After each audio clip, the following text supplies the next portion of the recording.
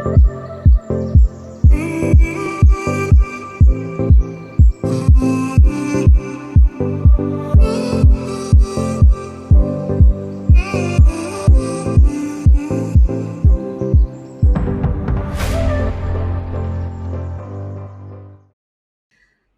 and welcome back to the Google News Initiative Youth Verification Challenge. I'm very sad that this is the last quiz for Chapter 1. But don't worry because we're still continuing on this journey with Chapter 2. So, for all of you who have signed up during Chapter 1, stay tuned for Chapter 2.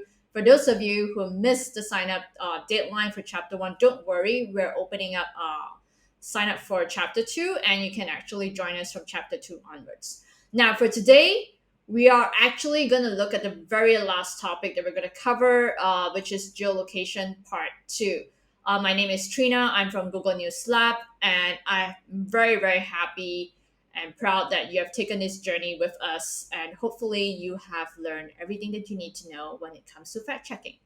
So now, what we'll look at is that we'll cover a continuation of what we got through yesterday.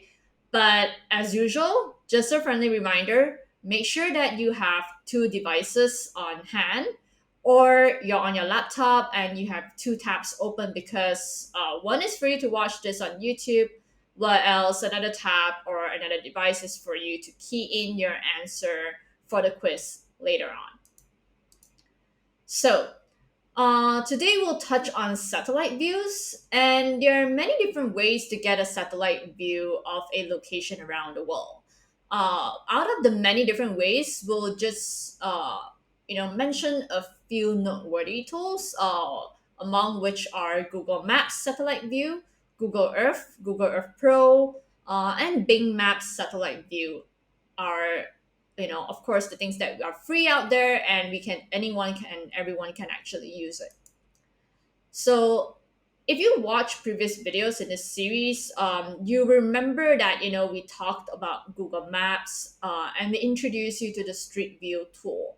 But if you notice that on Google Maps, the app itself, there is this thing called layers, which is this little boxes on the top right corner, which once when you tap on it, you can actually select the option that's called satellite.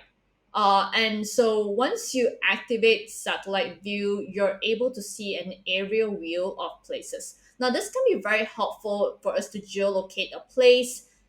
If the city, town, or even village, or a forest, so it does not have any street view available, we can actually rely on satellite view to actually locate a place. Now, working on a desktop, computer, or even your laptop, what is obviously the recommended option and choice simply because of the fact that this makes your fact checking work much, much more easier. It's a simple common sense, right? When you have a larger screen that's way much bigger than your mobile phone or your iPad or tablet, obviously you can definitely have a wider view of the maps of the visuals that you're trying to look at. And so one of the things that when we talked about, we looked at map satellite view, but map satellite view is not the only thing that you can actually use. There is also Google Earth, and Google Earth. If you're on using laptop, you can go to Google Earth Web. If you're on your phone, you can actually download the app itself. Now, Google Earth has this whole set of amazing features that you can access easily. And one of it is that when you look at it, I can just quickly look up a place, look up a location, like how I would on maps. And then it brings me down to the place that I want. Of course, I can zoom in, zoom out. And I can even then view a 3D aerial view of the place by tapping on the 3D button, which is super cool because then you get to see, like, especially in big cities, you get to see a very nice 3D view of the city itself. Now, you can also launch Street View from Google Earth by simply clicking on the little man. And once you click on the man, you'll be able to see that there are blue lines appearing, and also blue dots. which are user submitted photos. So blue lines are basically street view imagery that's taken by Google. Blue dots are basically those that are user submitted. So once I tap on those, either a blue line or a blue dot, it will take me down to the street level view. And of course, then you can, with Street View, if you click on the blue line with Street View, you can navigate back and forth, just like how you would on Google Maps Street View. But for the blue circles, like the one that you're seeing here, you realize that it takes you. Those are user submitted photos, so you can only view a fixed 360-degree view of the area. And you can also measure the distance between two different places on maps. You can see that I can click on the ruler and then I can select a starting point. And once I click starting point, I selected my starting point, click add point, and then I would just need to drag on to the place that second place that I want, and then click on add point again, and immediately I can see the distance measured. I can even change it to from metric to like other form of measurement. So that's a quick little introduction to Google Earth. I hope that was helpful for you. And now we'll move on to something else, which is a desktop version of Google Earth. So you will notice that if you're on your laptop, there is this time lapse feature on Google Earth, which you can just simply click on Voyager on the Voyager tab, and you can immediately see it's highlighted at the very top. So time lapse lets you see changes in landscapes over time. So if you're trying to look at changes over time in a particular place, you can, simply key in the location, and you can have like a time lapse view of any place on Earth from the years starting from the years 1984 all the way up to 2020. So this can be good for you to see, like, oh, if you're looking at, say, deforestation or land reclamation, or even, places that you can see whereby the seaside has massive, receding of the shorelines. All of that you can actually view via time lapse. Now, but besides time lapse, there is also this thing that Google has, which is called Google Earth Pro. So Google Earth Pro, which is basically an offline version of Google Earth. So you need to download it onto your computer. But the good thing about Google Earth Pro is that you can use it offline. So you don't need an internet. You don't need internet access to actually use Google Earth Pro. Now, why we recommend Google Earth Pro or even introduce Google Earth Pro to you is simply because of the fact that it has this little clock that you can see here that I've highlighted in red. Now, this little clock, what it does is that it shows you historical imagery of a place and in high resolution, which is better than Google Earth Web, as you can see from the resolution before. So one example that I would see is that, if you were trying to highlight urban development, and you can see obviously, like 30 years, more than 30 years ago, certain places, only the main central city is developed. The suburbs are still pretty like underdeveloped. But in many places around the world now, you can see that even the suburbs now are incredibly massively developed. As over time, people tend to not be able to afford to stay in the middle of the city, then they tend to move out. So you have a lot of residential development growing out. So this is one good example of a satellite city called Bekasi, which is very near Jakarta. But as you can see that in 1984, it was still very much green. But by the year 2020, there has been a lot of urban development happening in the area. And so Google Earth Pro allows you to see satellite imagery that are static, but it comes in high resolution. So you can actually see things very clearly. Now, the other thing is that you would notice that, while Google has an extensive database of satellite imagery, there may be times when the satellite view captured on Google of a place isn't at the best angle or resolution that allows you to confirm and match a location. This is an example of how, because different satellites would capture different satellite imagery at different times.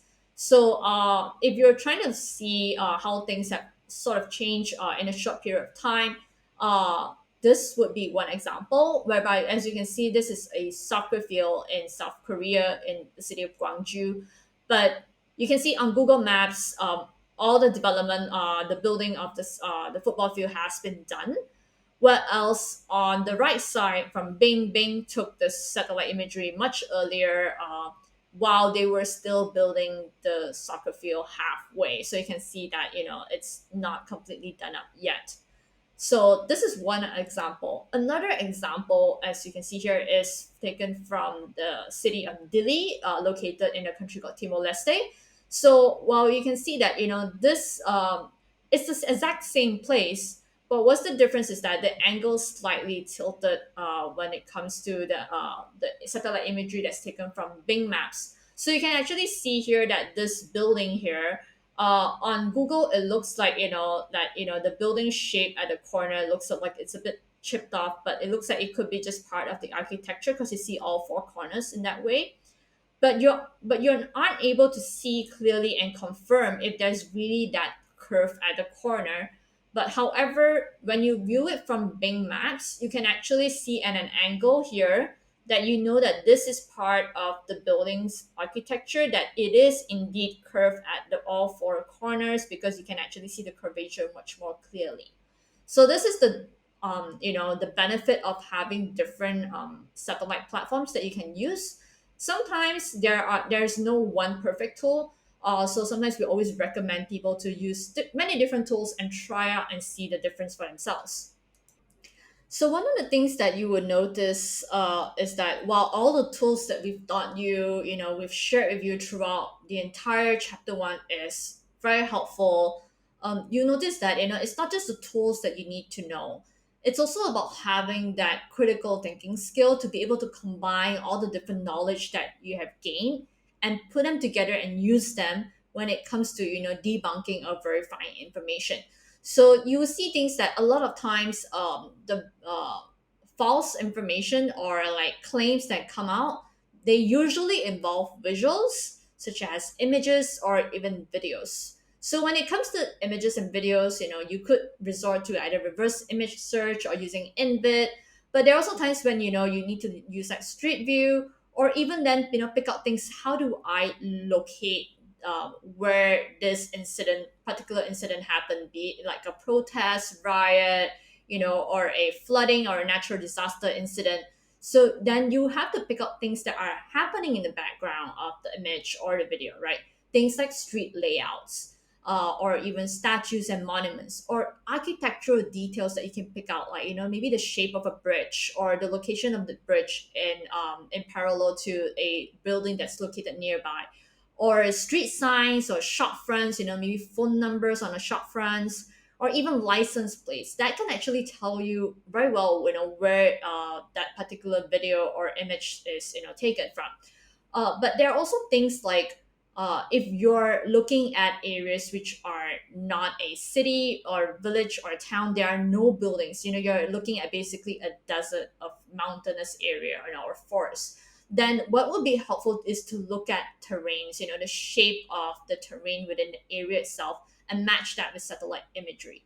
So all of that comes in very handy, and when you put them together, you'll be able to find out, a lot more information from just a single photo or even a short video clip. So we hope that was helpful for you. And then, basically when it comes to videos, then you probably need to then focus on playing through the video and watching it through and through. And I know it can be a real pain to watch a video and rewatch it over and over again just to catch all the small little details. If it is those tiny little details that make a difference, so remember that, you would need to probably watch a video many different times, and, play, pause, and, even reverse or forward. But doing that, sometimes you realize it's a total pain, right? So we will offer this tip that, you would know that, space bar is to pause on YouTube, right? For YouTube videos, and you can actually move forward and backward by pressing the comma and the full stop keys. So if you want to move frame by frame, I know it's very hard to play stop and, play pause, but knowing how to use the full stop and the comma key is incredibly helpful to move forward or reverse frame by frame. And also, don't forget to listen. So sometimes in videos, one of the things that you will notice that, although we may not be able to, differentiate the people from the way they dress, or, their skin tone, or even, facial features, but we may be able to pick out place names or accents or even dialects. In some places whereby you know that it's a massively huge country, and you know that it's somewhere within this huge country. But if you're able to listen into the video and be able to hear like dialects or even accents, that would help you greatly to narrow it down. Most probably, it could be, a specific area within a country, or if anyone mentions the name of a place or a shop, or whatever it is that that people would a place that people would frequent to.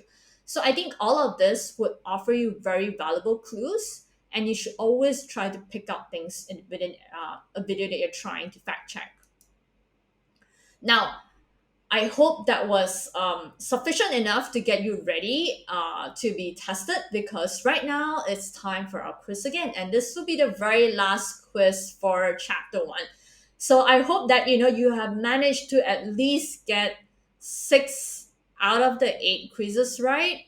And if you haven't, then well, this is your last shot. So we have 1 minute and 40 seconds to go. Head on to Quizzy, key in the code. Remember to key in your same nickname. I know some of you were like emailing us, asking us, oh, why was I not on the leaderboard? I actually played this quiz, but I was not listed on the leaderboard. Or, it could be because you didn't put the correct nickname. So make sure that you put in the correct nickname that you used when you sign up at the very beginning of this chapter. So we'll tally all the scores as usual after this, and we'll put it onto the leaderboard, and we'll keep updating the leaderboard throughout, even during chapter 2. So don't think that this is done, I'm done with chapter 1, that's it. Well, if you want to stick around through chapter 2 and also later on chapter 3, you'll realize that the longer you stay, the more benefits you get. So yes, we have 45 seconds to go. So I hope that you have gone into Quizzy, because we're going to start the quiz very, very shortly. Well, let's see. We've got about 30 seconds left, guys. So if you have not gone into Quizzy yet, quickly head into Quizzy, key in the code, and put your nickname and wait for the quiz to start. Okay, so 20 seconds left, guys. This is the last session, so really fingers crossed. Good luck, guys. I hope you're able to answer this question. So 10 seconds left. Let's see. I see more people trickling in. I hope you guys are super ready, as we will begin right now. Okay. Now, if you remember, we talked about Google Earth, and we talked about the whole 3D feature, which is super cool, right? And so if you try to look up the location of Kabanjane, maybe you can see what natural feature lies northwest. So make sure you get your compass on right as well, northwest of the town. Is it 1, Mount Sinabung, 2, Lake Toba, 3, Lake Kakatoa, and lastly, the fourth option is Mount Sibuatan. So I don't know, guys. I hope you managed to open Google Earth. If it takes a while for you to load Google Earth, I hope your internet connection does not interfere at this very, very crucial moment when you need to, answer the question for this quiz. So let's see, you guys have less than 2 minutes left. Quickly open Google Earth. If the Earth app is not loading fast enough for you, maybe you should try doing it on your laptop. Maybe that loads faster. That could be an option. So you have 1.5 minutes to go. I see some people have been very eagerly excited, and they are probably very fast with answering the questions, because they already submitted their answers. And let's see. Well, I don't know if this question is too tricky enough, but I figured that it should still be okay, because all of us are very good at searching for places. You just need to orient yourself. Where is northwest of this town? On which side is northwest? Where should you toggle and zoom to, so that you can look at what is northwest of this town? And we have 1 more minute to go. So let's see.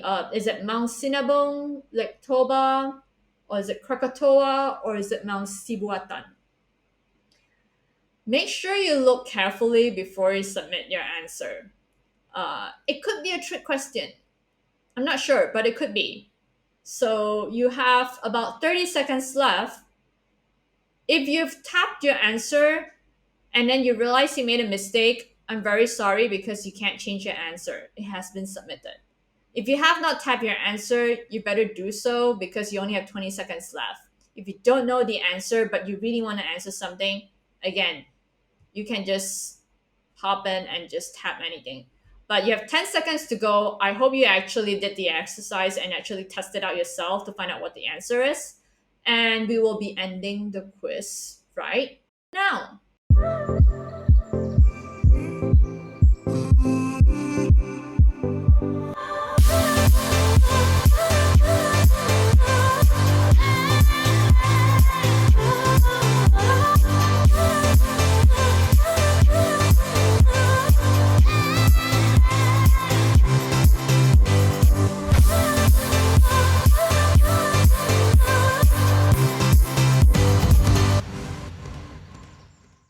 Uh, I hope you guys got the answers correctly. Hope most of you managed to get the answers correctly.